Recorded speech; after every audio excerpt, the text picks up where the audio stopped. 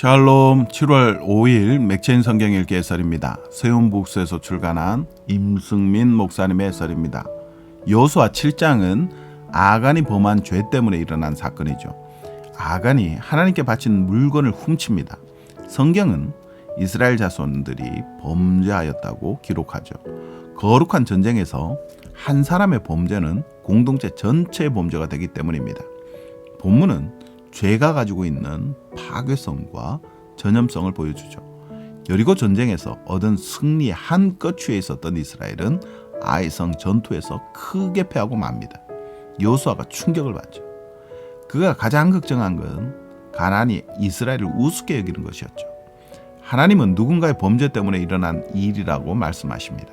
결국 유다지파 세라 족속 삽디의 손자요 갈미의 아들 아간이 뽑힙니다. 그는 징계를 당하고 하나님은 맹렬한 진노를 그치십니다. 아간 사건은 우리에게 경각심을 주죠. 하나님께서 죄를 얼마나 미워하시는지를 알려줍니다.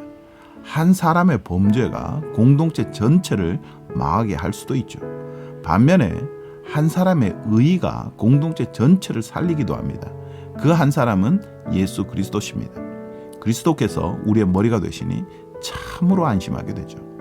시편 137편과 138편은 하나님의 주권을 높이는 찬양입니다. 시편 137편은 예루살렘의 멸망 앞에서 좌절한 이들이 끝까지 하나님의 주권을 붙드는 노래입니다. 하나님은 죄를 미워하시죠. 아간의 죄 탓에 이스라엘이 큰 패배를 당한 것처럼 오랜 기간 지속된 이스라엘의 죄는 바벨론으로 말미암은 패망을 불러왔죠. 그러나 시인은 끝까지 소망을 놓지 않습니다. 하나님께서 기억해 주시기를 요청하죠. 시편 138편은 환난 중에 돌보시는 하나님의 인자하심과 성실하심을 높이는 노래입니다. 하나님은 모든 것을 아시죠. 높이 계셔도 낮은 자를 아시고 멀리서도 교만한 자를 아십니다.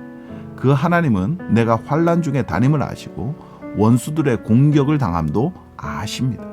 그러므로 하나님께서 나를 구원하실 겁니다. 138편 3절에 내가 간구하는 날에 주께서 응답하시고 내 영혼에 힘을 주어 나를 강하게 하셨나이다. 예레미야 1장은 하나님께서 예레미야를 선지자로 부르시는 장면입니다. 유다왕 요시야 시대에 예레미야가 부르심을 받습니다.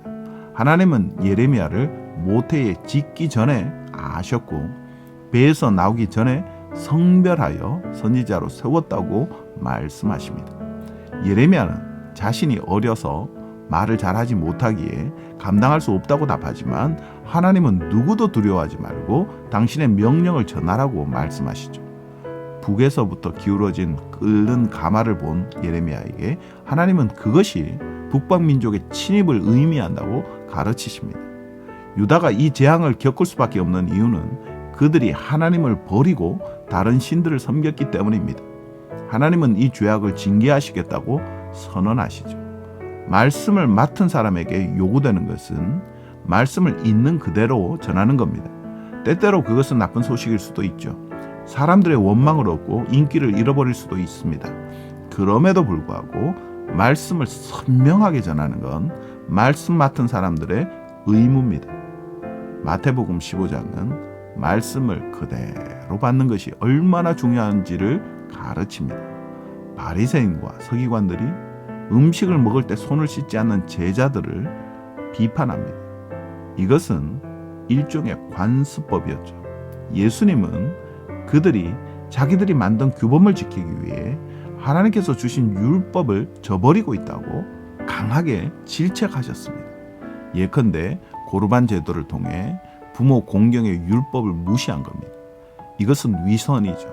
바리새인과 서기관은 많은 것을 알고 있었지만 참된 믿음이 없었습니다. 반면에 가나안 여자는 많은 것을 몰랐지만 믿음이 있었습니다. 예수님께 생명과 소망이 있음을 믿었고 그 믿음으로 매달렸죠. 예수님을 자기 인생의 머리로 받아들인 사람은 예수님께서 주시는 생명의 떡과 물을 마음껏 취할 수 있습니다.